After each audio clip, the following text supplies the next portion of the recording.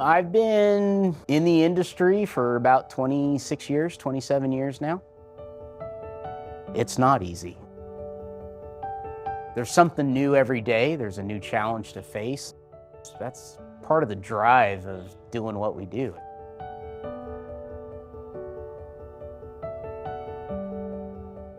I was a junior in college and I ate a delicious spinach salad, and within just a few days became very sick. When I was 9 years old, I got sick from eating E. coli contaminated spinach. And I ended up in urgent care and then very quickly in the emergency room. I started getting, these little cramps in my stomach, but then it just got progressively really bad. I remember seeing my mom crying all the time, and I had no clue where I was. I was so scared. I developed complications that put me back in the hospital for another week and have actually resurfaced 4 times since in the last decade.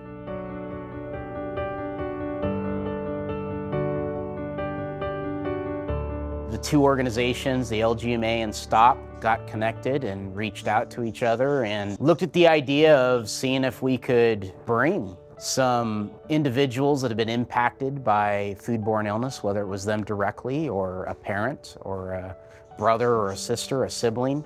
That was the first time I met Dan. It was the first time I met anybody like Dan. And it was extremely scary. But it was that moment that they all shared their stories, that the unknown went away,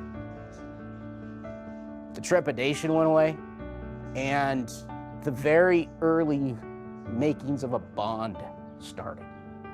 It gave me a lot of closure, and it made me want to work with food producers and food auditors. I went from being a young woman who had her first job to being asked, could I go to Washington, D.C. to advocate for a bill that turned out to be the Food Safety Modernization Act, the largest bill to ever be passed since 1906 to change food safety and food reform.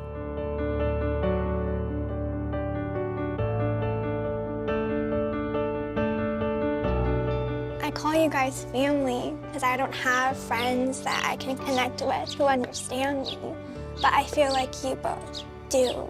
I think because it's around food, because it is our universal need together, everyone and no one understands it. We have to keep pushing that 100%. We have to keep pushing our knowledge and learning. Adopting a food safety culture means that every single person in your organization, whether they are in the field or they're in the boardroom, they adopt thinking about the consumer and safety in all of the choices. It means that it is part of the air they breathe and they sleep, eat, and work with safety in mind.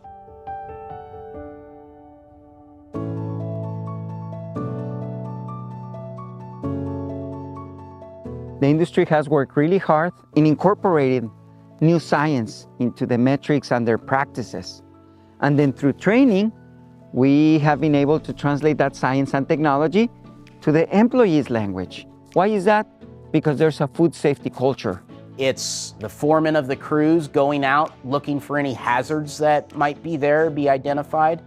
It's the employees donning their gear, sanitizing their equipment. They understand the importance that their eyes, them communicating when they see something wrong, is just as valuable as anyone else's because they're out there.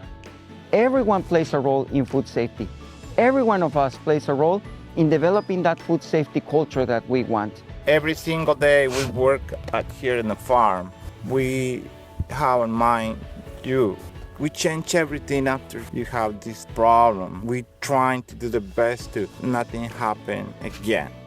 They give me hope that in the near future, there will be less foodborne illness outbreaks. What this experience has done is it's supplied the context. It's provided the understanding. It's provided something far more than a policy we write down on paper. It provides the true meaning of why that policy exists.